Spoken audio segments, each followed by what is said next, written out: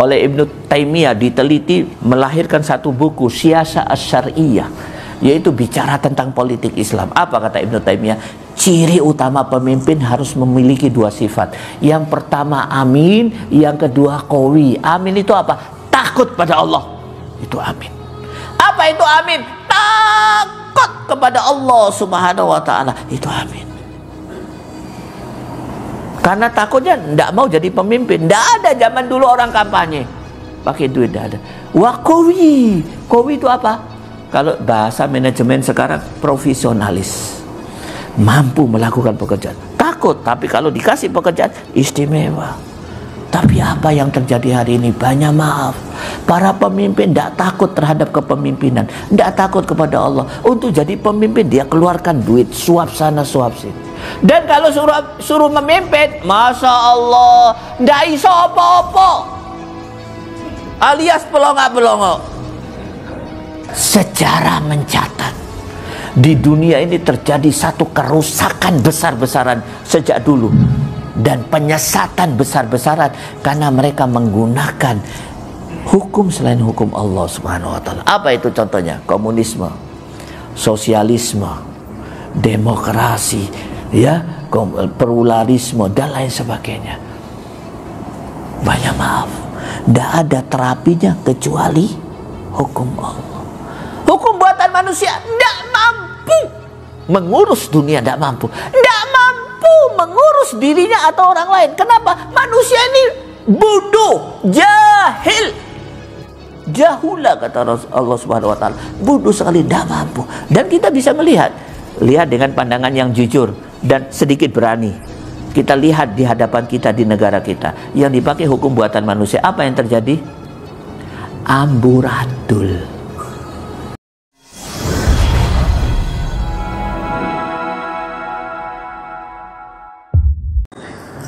Bismillahirrahmanirrahim. Assalamualaikum warahmatullahi wabarakatuh. Innal hamdalillah nahmaduhu wa nasta'inuhu wa nastaghfiruh wa na'udzu billahi min shururi anfusina wa min sayyiati a'malina. May yahdihillahu fala mudilla lahu wa may yudlil fala hadiya lahu. Nashhadu an la ilaha illallah wahdahu la syarika lahu wa nashhadu anna Muhammadan abduhu wa rasuluh. Allahumma shalli ala sayyidina Muhammad wa ala alihi wa sahbihi wa man wala.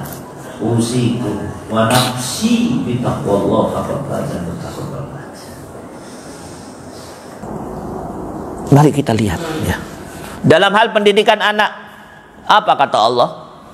Tidak main-main loh mendidik anak itu. Apa kata Allah? Pak, sehari-hari kita berdoa, dan doa ini terdapat di dalam surat 25 ya, surat Al-Furqan ayat 73 kalau nggak salah. Rabbana hablana min azwajina wa dzurriyyatina qurrata a'yun waj'alna lil muttaqina imam. Itu doa kita. Ya Allah, jadikan anak istriku qurrata a'yun. Senang hati melihat, senang mata memandang, dingin hati melihat. Kenapa? Dia tunduk kepada Allah. Ini doa kita, anak kita supaya tunduk kepada Allah. Dan yang kedua, apa doa kita? Waja'alna Rabbana hablana min azwajina wa dzurriyyatina qurrata a'yun waj'alna lil muttaqina imama. Jadikanlah aku, istriku dan anakku imamul muttaqin. Bukan sekedar orang bertakwa, pimpinannya orang bertakwa. Anakku jadikanlah imamul muttaqin, pimpinan orang-orang bertakwa. Tapi apa yang terjadi? Banyak maaf, yang kita lakukan dhaif. Apa kata Allah? Jangan-jangan yang kita lakukan ini disinyalir oleh Allah di dalam surat An-Nisa ayat 9. Apa kata Allah? Falyahdaril ladina law taraku min khalfihim dzurriyyatan di'afa khaufu alaihim. Sepantasnya khawatir, takut orang-orang yang meninggalkan di belakang mereka anak-anak yang diafa, anak-anak yang lemah. Lemah dalam hal apa? lemah akidahnya, lemah ibadahnya, lemah akhlaknya, lemah akalnya, lemah fisiknya, lemah komitmennya untuk menjadi hamba Allah. Anak-anak kita anak-anak dhaif, anak-anak lemah. Setuju, Pak? Setuju? Yang Allah inginkan imamul muttaqin. Yang bisa kita lakukan melahirkan anak-anak yang dhaif. Banyak maaf. Saya waktu dulu tinggal di Magetan. Tahu Magetan ya? Antara Afghanistan dan Pakistan. Saya membina anaknya aktivis muslim loh. Ibu koordinator pengajian, bapaknya Masya Allah sholat 5 waktu di masjid. Saya diskusi, saya bina anak-anaknya seminggu sekali. Akhirnya saya mengambil kesimpulan, anak-anak itu bawa Al-Quran di sekolah izin. Bawa Quran di sekolah itu izin. Ibadahnya musibah. Sulit mendapatkan mereka 5 waktu di masjid. Banyak maaf. Dalam hal akhlak, Masya Allah, dhaif. Ini kita melihat kenyataan ya. Ustadz, ada anak-anak yang bagus, minoritas terbatas. Kemarin, tadi pagi, ini kan hari Jumat kemarin hari Jumat, saya ceramah di satu masjid. Anak-anak SMA pakai seragam. Wah, hati berdiri ngobrol. Saya bilang di atas mimbar, kau ini anak macam apa? Hari Jumat, hari utama, sholat kau ngomong pakai HP, ngobrol, ketawa-ketawa. Keras saya di atas mimbar. Musuh-musuh Islam hari ini mendidik anaknya untuk memenangkan perjuangannya, untuk menghancurkan kaum muslimin. Kalian seperti ini bakal dimakan oleh mereka. Nih, saya pernah cerita kalau nggak salah di majelis ini, kalau nggak salah, atau mungkin belum. Itu orang-orang Yahudi itu kalau anaknya libur, baik TK, SD, SMP, SMA, libur sekolah, bukan dibawa ke WBL atau Jatim Park atau ke pantai atau ke gunung. Enggak, itu sudah kuno. Itu orang yang tidak punya komitmen perjuangan. Dibawa ke mana kalau liburan? Mulai lulus TK sampai sarjana dibawa ke asrama, ke pangkalan militer, ditunjukkan kepada anak-anaknya, ini loh senjata yang akan digunakan oleh bapakmu untuk menyerang orang-orang Islam di sana, Palestina. Begitu.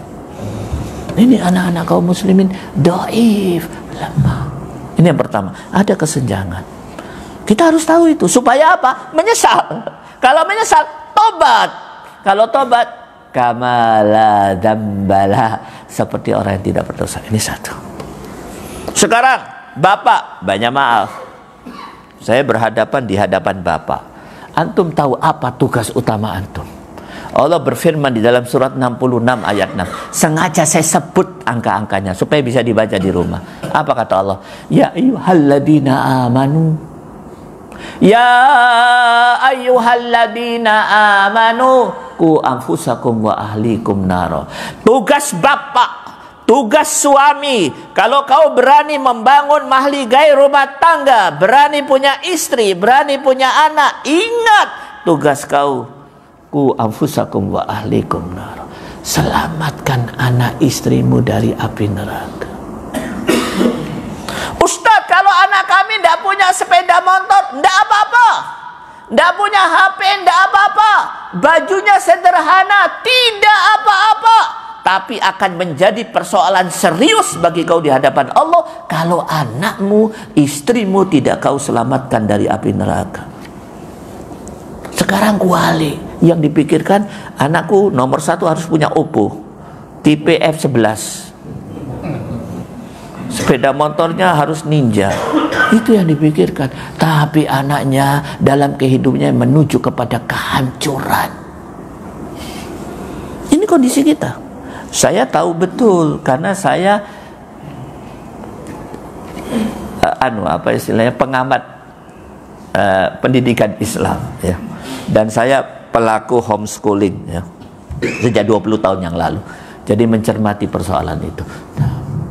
Itu yang diinginkan syariat. Tapi apa yang terjadi? Sering saya sampaikan ayat ini, saya ulang kembali. Tulis. Surat Az-Zumar ayat 15. Qul innal khasirina alladina khasiru anfusahum wa ahlikum nar. Katakanlah sesungguhnya orang yang rugi, yaitu yang memasukkan dirinya, anaknya, istrinya ke dalam api neraka.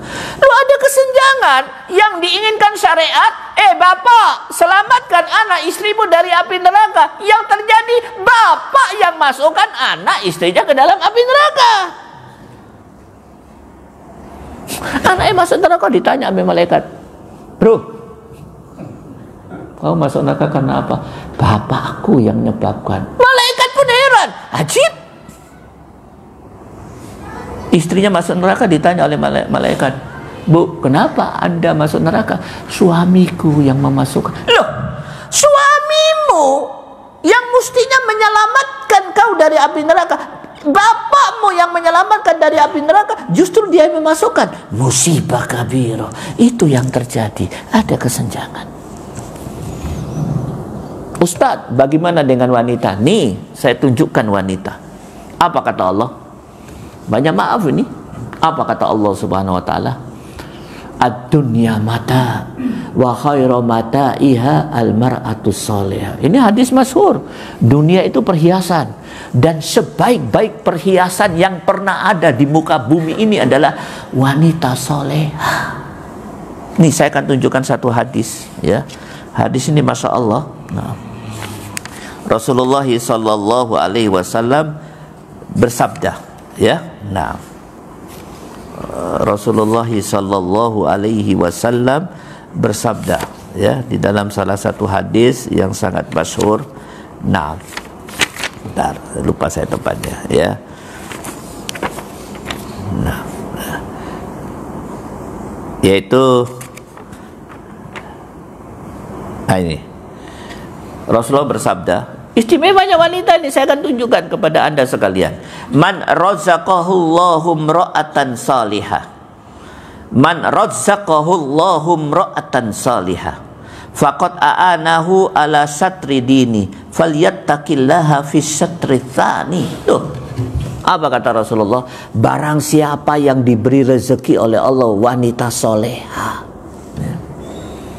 maka sebenarnya sebagai istri tentunya, maka sebenarnya Allah sedang menolong dia fi syatri dini, ala syatri dini, pada sebagian daripada, separuh daripada dinnya. Falyattaqillah fi syatri tsani. Tinggal tugas kau satu saja, bertakwa kepada Allah pada sebagian yang kedua.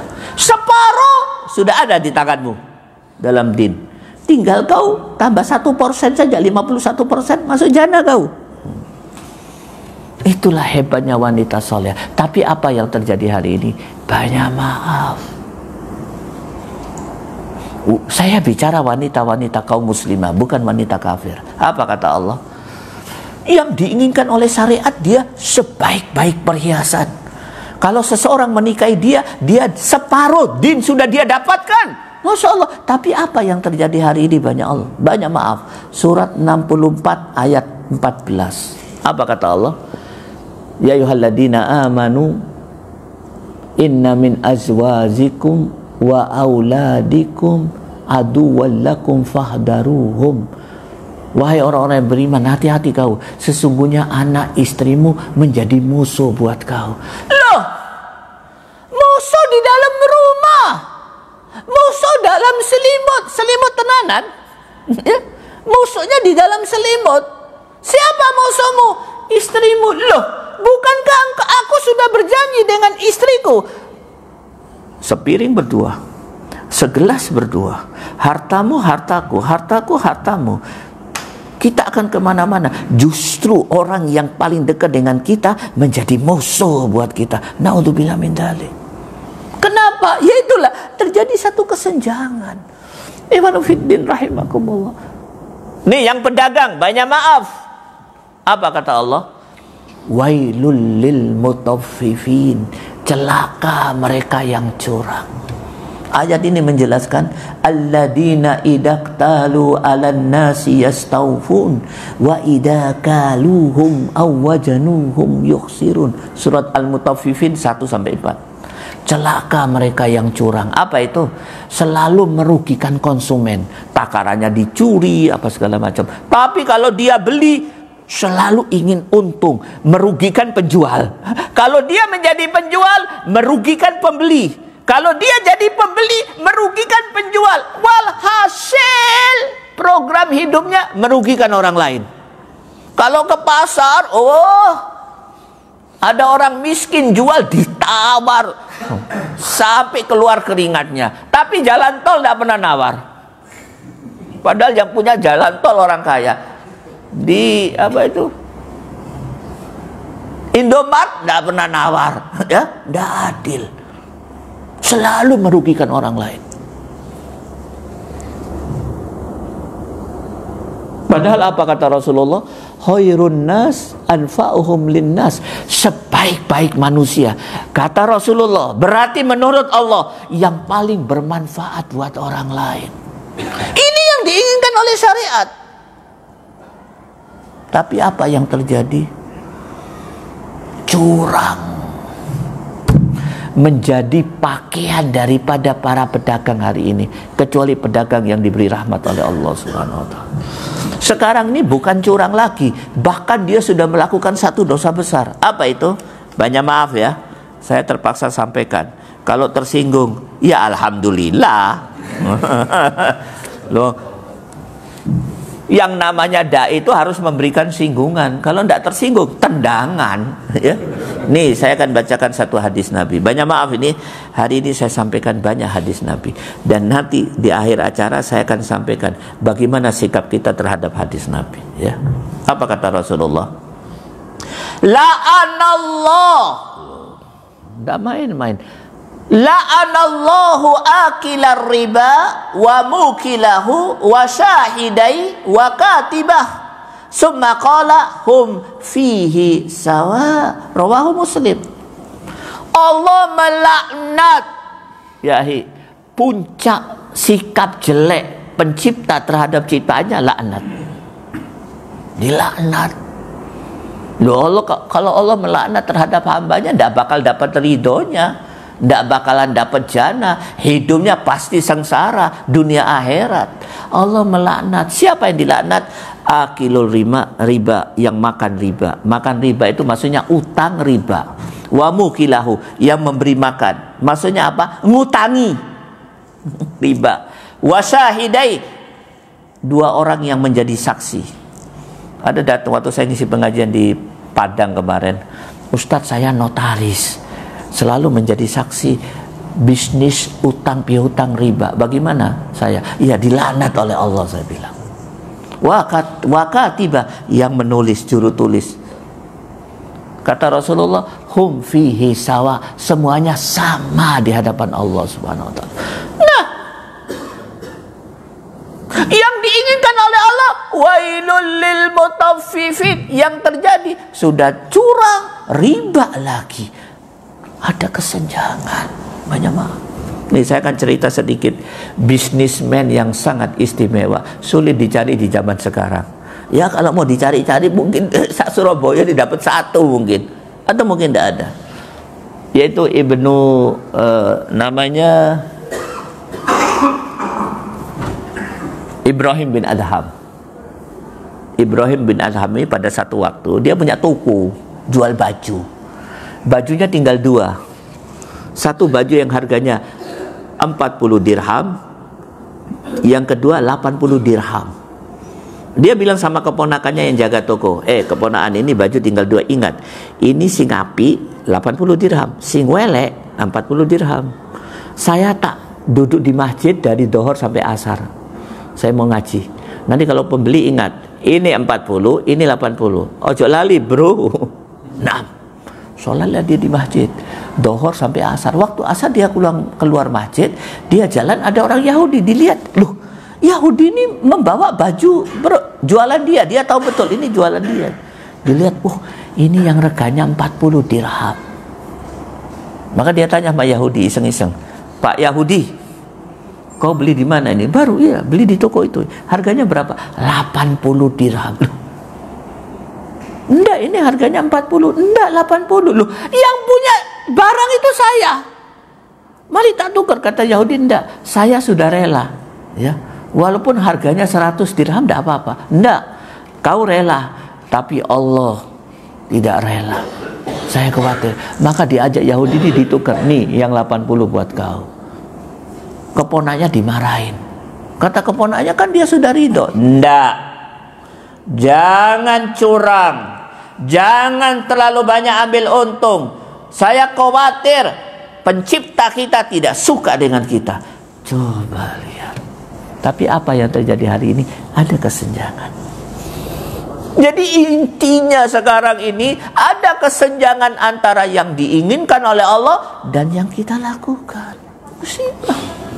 Pemimpin, banyak maaf, ya, pemimpin pada seluruh eselon, pada seluruh bagian, lintas teritorial. Saya ingatkan, apa sih tugas pemimpin? Apa yang harus dimiliki oleh pemimpin? Ingat, yang diinginkan oleh Allah. Nanti dibaca surat Al-Qasas 26. Apa kata Allah? Inna khaira man ista'jarta al-qawiyyul amin. Sebaik-baik. Ayat ini perkataan anak Nabi kepada Nabi Musa, Nabi Syuaib. Nah, oleh Ibnu Taimiyah diteliti, melahirkan satu buku Siyasah Asy-Syar'iyyah, yaitu bicara tentang politik Islam. Apa kata Ibnu Taimiyah? Ciri utama pemimpin harus memiliki dua sifat. Yang pertama amin, yang kedua qawi. Amin itu apa? Takut pada Allah. Itu amin. Apa itu amin? Takut kepada Allah Subhanahu wa taala. Itu amin. Karena takutnya tidak mau jadi pemimpin. Tidak ada zaman dulu orang kampanye pakai duit, tidak ada. Wa qawi. Qawi itu apa? Kalau bahasa manajemen sekarang, profesionalis, mampu melakukan pekerjaan. Takut, tapi kalau dikasih pekerjaan istimewa. Tapi apa yang terjadi hari ini? Banyak maaf, para pemimpin tidak takut terhadap kepemimpinan, tidak takut kepada Allah. Untuk jadi pemimpin dia keluarkan duit, suap sana suap sini. Dan kalau suruh memimpin, Masya Allah, tidak iso apa-apa, alias pelongok-pelongok. Ini saya bicara pemimpin pada seluruh eselon. Nih saya akan cerita. Ini cerita saya, cerita 3-4 tahun yang lalu. Tidak tahu sudah pernah saya ceritakan apa tidak. Ada seorang sederhana, sahabat tidak dikenal, kecuali terkenal karena kisah ini. Ada kisah tidak terlalu terkenal dibanding sahabat-sahabat yang utama yang lain. Namanya Sa'id bin Amir. Sa'id bin Amir ini oleh Umar Ibn Khattab ditunjuk jadi gubernur. Lo jadi gubernur. Aku tidak mau ya Amirul Mukminin. Enggak, kau harus jadi gubernur. Loh, aku ini sedang nikmat-nikmatnya itikaf di masjid, sedang enak-enaknya ngaji Quran. Jangan diganggu dengan kepemimpinan. Umar marah, kau pilih aku jadi Amirul Mukminin. Aku minta kau jadi pembantuku, kau tidak mau. Bagaimana aku bisa melaksanakan? Kau harus mau. Akhirnya sami'na wa ata'na. Jadi pemimpin dipaksa. Gubernur loh ini. Saya. Berapa? Gubernur mengeluarkan duit miliaran. Ini dipaksa. Akhirnya dia jadi gubernur di wilayah Himas. Himas itu sekarang Damaskus, Suriah sekarang ini.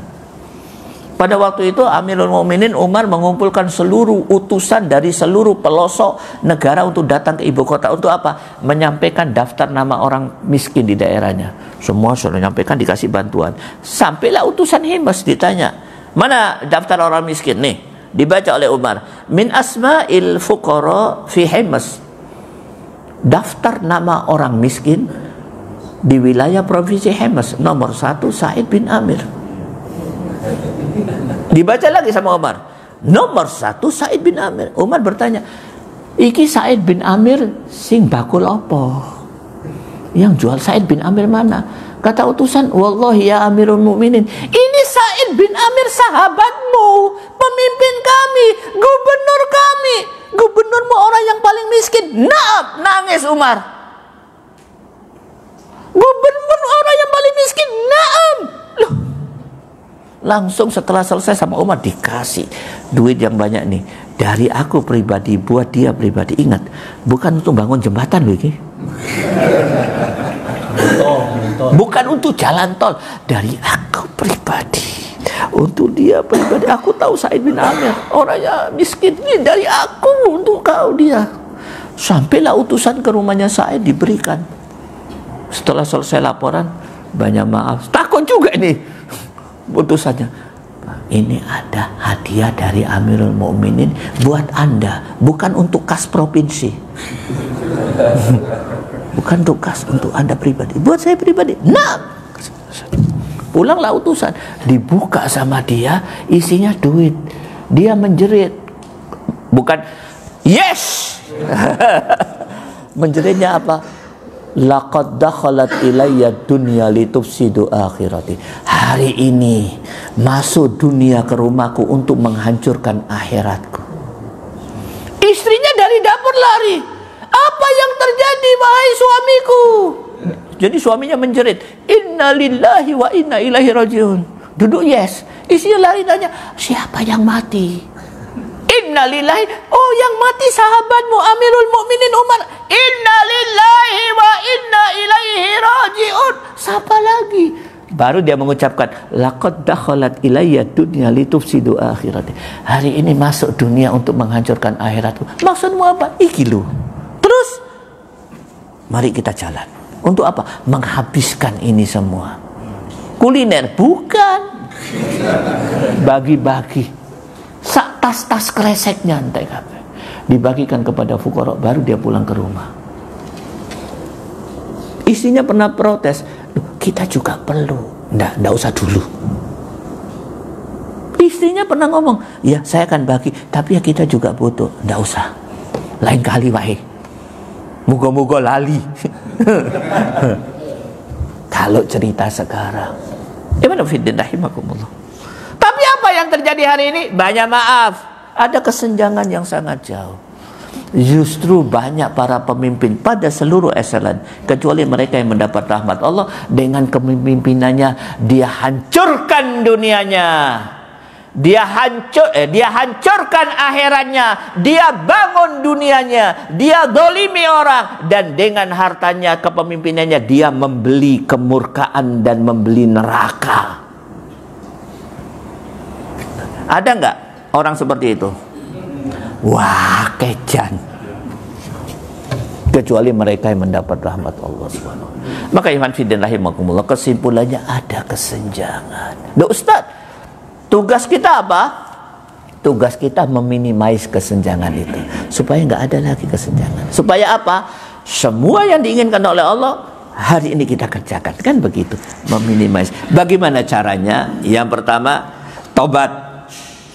Ya, alhamdulillah sudah tobat. Setelah itu saya akan memberikan caranya. Caranya apa? Sebagaimana yang diajarkan oleh Rasulullah sallallahu alaihi wasallam. 5:18. Saya akan tunjukkan caranya sebagaimana yang diajarkan oleh Rasulullah. Apa itu? Dengarkan baik-baik. Saya tahu betul hadis ini sudah Anda hafal, tapi saya tahu betul, dan ini pendapat banyak ulama, hadis ini yang paling banyak ditinggalkan oleh kaum muslimin. Apa itu? Rasulullah bersabda, taraktu fikum amroin ma in tamassaktum bihi lan tadillu ba'di, kitabullah wa sunnati rasulih. Apa kata Rasulullah? Aku tinggalkan kepada kalian dua. Jika kalian pegang teguh dua itu, lan tadillu ba'di. Loh, kata-katanya ada pakai lan.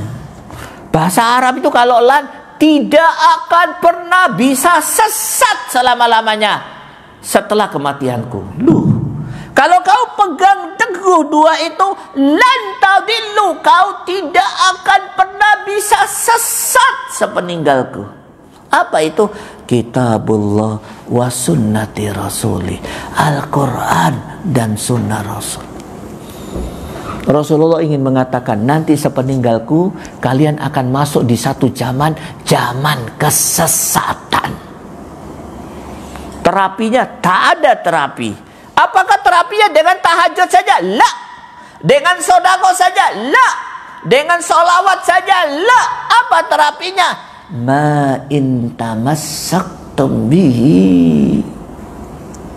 kau pegang teguh dua hal itu. Apa itu?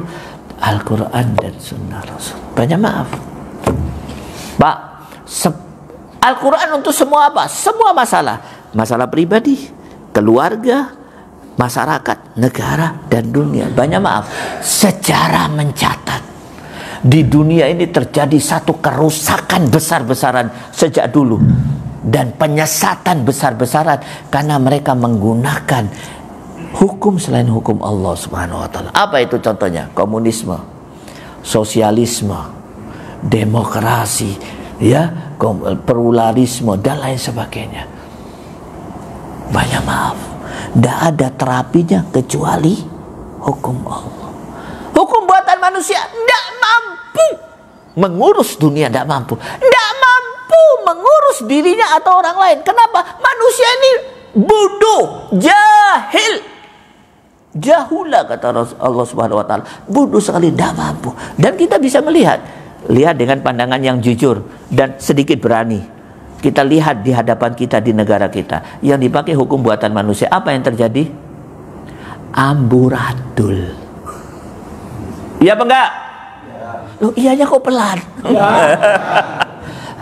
Lo jujur, kita ini tidak akan pernah bisa menyembuhkan penyakit kita kalau kita tidak mendiagnosa dengan benar. Kita diagnosa, bagus apa enggak? Amburadul, centang perenang, satu produk hukum bertolak belakang dengan produk hukum yang lain. Tidak faham ketata laksanaan. Kenapa? Hukum buatan manusia dipakai. Mari saya akan tunjukkan satu ayat. Ayat ini istimewa. Di dalam surat 6 ayat 115. Apa kata Allah? Wa tammat kalimatu rabbika sidqaw wa adlan. Sempurna kalimat Allah. Ya, saya buka tafsir kalimat Allah itu Al-Quran. Sempurna, berada di dua puncak kesempurnaan. Sidqon, paling benar, adlan, paling adil hukum Allah. Hukum buatan manusia paling tidak adil dan paling tidak benar. Apa kata Rasulullah? Kau tidak akan sesat kalau kau pakai Al-Quran dan Sunnah Rasul. Banyak maaf, Pak. Ustadz, apa yang harus kami lakukan? Kami kan tidak punya kepemimpin, tidak berada di wewenang, memiliki wewenang kepemimpinan. Apa yang harus kami lakukan? Mulai sekarang secara pribadi di rumahnya masing-masing pegang Al-Quran. Ya, kita punya kepemimpinan rumah tangga, kepemimpinan terhadap diri sendiri. Dunia bisa rusak, negara bisa rusak, masyarakat bisa rusak, tapi rumah tanggaku tidak boleh rusak. Aku harus atur dengan Al-Quran. Begitu. Banyak maaf, hatam baca Al-Quran di bawah standar sekarang. Saya sudah sering singgung, saya tidak akan singgung lagi Al-Quran. Sekarang ini saya akan menuju kepada yang lebih luas dari Al-Quran, lebih banyak, jutaan, yaitu hadis Nabi. Banyak maaf, bagaimana mau mengatur hidup dengan hadis Nabi? Hadis Nabi tidak pernah dibaca. Coba lihat masjid ini, AC 5 lebih. Hadis Nabi hatta wahid laisa maujud, ditaruh di dalam, siapa yang mau baca? Hanya yang baca yaitu kecoa. Letakkan di tempat yang paling mulia, buat rak yang sangat cantik sehingga orang-orang itu baca, dan ingatkan orang-orang itu dijaga hadis ini. Nih, saya akan sampaikan satu hadis. Kemarin saya sudah sampaikan sama beliau, hadis yang sangat istimewa. Kalau saya nggak sampaikan di sini, saya khawatir berdosa. Nih, Rasulullah bersabda, perhatikan. Nabdarallahu mro'an sami'a maqalati fawa'aha fa'addaha kama sami'a. Allah Subhanahu wa ta'ala akan membuat wajah seseorang itu bercahaya kalau dia mensikapi hadis Nabi dengan 3 sikap.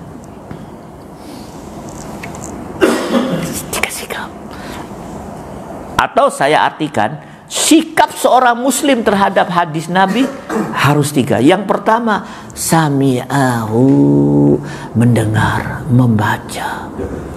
Hari-hari membaca. Saya pernah ceritakan, enggak? Itu ada seorang sahabat yang sangat, seorang pahlawan Islam sangat hebat. Begitu hebatnya, umur 21 tahun. Kata Rasulullah, ya, sudah bukan kata Rasulullah, sejarah mencatat umur 21 tahun menjadi komandan terbaik dengan pasukan terbaik dan bisa merebut Palestina yang dijajah oleh Inggris Britania, dijajah 89 tahun atau 90 tahun, bisa kembali ke tangan kaum muslimin. Antum tahu pekerjaannya setiap malam dia panggil menterinya, ajudannya, sini kau, tolong bacakan kepadaku 1 atau 2 hadis Nabi. Dibacakan, kemudian dia mendengar sambil menangis. Ternyata itu kekuatan dia. Banyak maaf, hari ini hadis Nabi maafi, tidak ada. Di rumah kaum muslimin tidak ada. Coba lihat di ruangan utama rumah kaum muslimin, di mejanya yang terukir cantik yang harganya puluhan juta, dilihat ada buku bagus, seragam, dilihat bukan hadis Nabi, ensiklopedia. Saya buka sejarah Columbus. Loh, kau tahu Columbus, nggak tahu, nggak akan berpengaruh di pengadilan Allah. Kenapa kau keluarkan duit untuk beli Columbus? Hadis Nabi malah enggak. Musibah. Bukan ciri seorang muslim. Loh, kenapa Ustadz berani berkata seperti itu?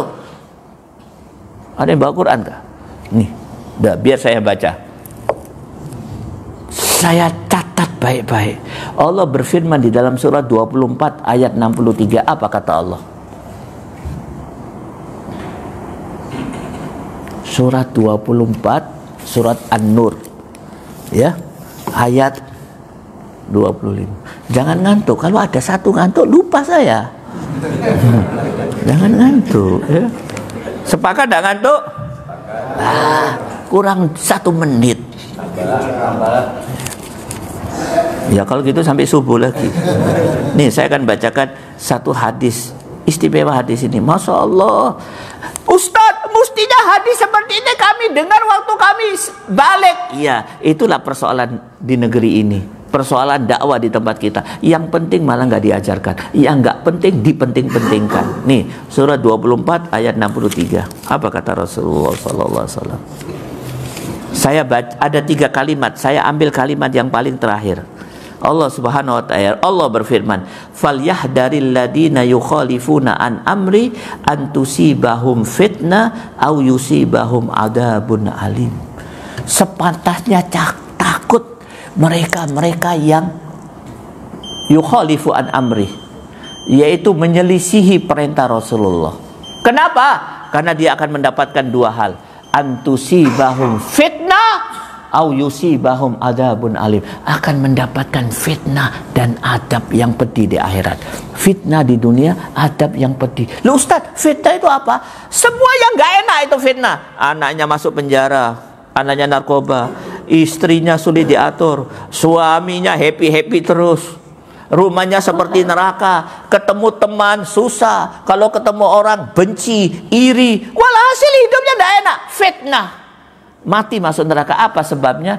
Yukhalifu an amri, menyelisihi perintah Rasulullah. Apa sebabnya? Salah satu sebabnya tidak pernah tahu apa itu yang diinginkan oleh Rasulullah, yaitu hadis Nabi. Maka sikap kita harus banyak membaca. Ustaz, bagaimana caranya? Loh, caranya gampang. Tuku. Loh Ustaz, larang. Kata siapa? Oppo yang kalian miliki 4 juta. Istrinya punya Oppo 2. Antum tahu jalan ke Kiai Mansur, jalan Sasa itu dengan duit 1 juta Anda bisa membeli hadis sakarung. Karena memang hadis itu dibuat oleh orang-orang kaya, orang-orang dermawan, disubsidi, dicetak dengan kertas yang paling murah supaya murah harganya dan bisa dibaca oleh kaum muslimin sebanyak-banyaknya. Itu pun tak ada yang beli. Tapi ensiklopedia saset 15 juta, dia habiskan duitnya. Naudzubillah min dzalik. Orang seperti itu lebih mementingkan dunia daripada akhirat. Yang pertama. Banyak maaf. Ustaz, ojo keras-keras. Kalau pengajian tidak keras, ya tutup aja nih mimbar. Dijual aja ini buat kayu bakar. Yang kedua, fa'addaha. Fawa'aha. Yang kedua, dipelihara hadis itu. Bagaimana cara pelihara? Dicatat. Bukunya disimpan, dibaca, dihafalkan. Apa kata Rasulullah? Dengarkan ini. Ini untuk penggembira saja, supaya Anda semangat. Apa kata Rasulullah?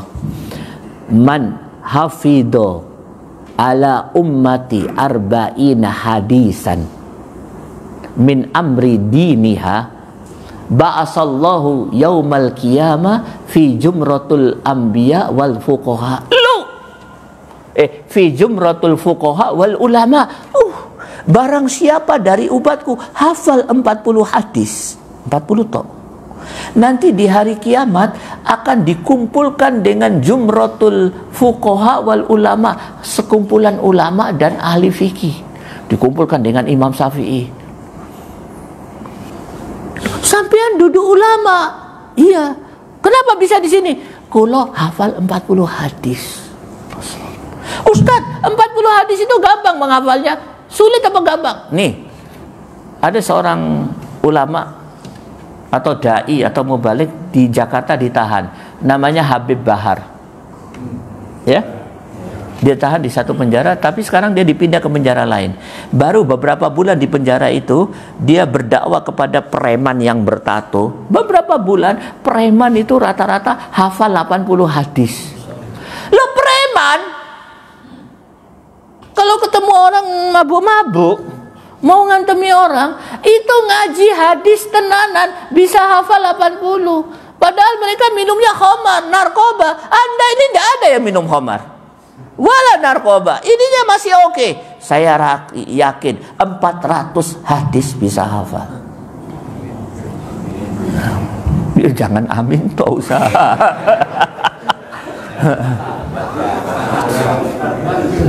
Kenapa menghafal itu perlu? Kalau hafal itu perlu masuk ke urat-uratnya, masuk ke otak-otaknya. Kalau ada apa-apa refleks, anaknya begini. Nak, jangan boleh. Rasulullah bersabda, istriku tidak boleh. Rasulullah bersabda. Karena dia nggak masuk itu, hanya yang refleks apa? Nak, kapan saja, di mana saja, minumlah Coca-Cola. Yang refleks itu iklan. Yang ketiga, fa'addaha kama sami'a. Ditunaikan. Ditunaikan itu artinya dua, diamalkan atau disampaikan. Maka ikhwan fillah rahimakumullah, sekali lagi saya ingin mengatakan kepada Anda, sudah tiba saatnya kita bukan sekedar lagi Al-Quran, tapi lebih daripada itu berpegang teguh dengan hadis Nabi. Hari-hari bicara hadis, hari-hari baca hadis. Di mana? Di rumah atau di masjid. Kalau itu kita lakukan, fa insya Allah kita tidak akan pernah bisa sesat, dan kita bisa minimize apa yang diinginkan oleh Allah dan apa yang kita kerjakan. Kalau ini kita lakukan, insya Allah kita akan bahagia dunia akhirat ya. Mungkin itu saja yang bisa saya sampaikan. Mudah-mudahan apa yang saya sampaikan memberikan manfaat bagi diri saya juga buat semuanya. Memang kuliah subuh ini paling bagus tazkiyatun nafas. Tadi saya sampaikan tazkiyatun nafas. Nanti kalau akidahnya malam hari enaknya ya. Nah, wabillahi taufiq wal hidayah. Wassalamualaikum warahmatullahi wabarakatuh.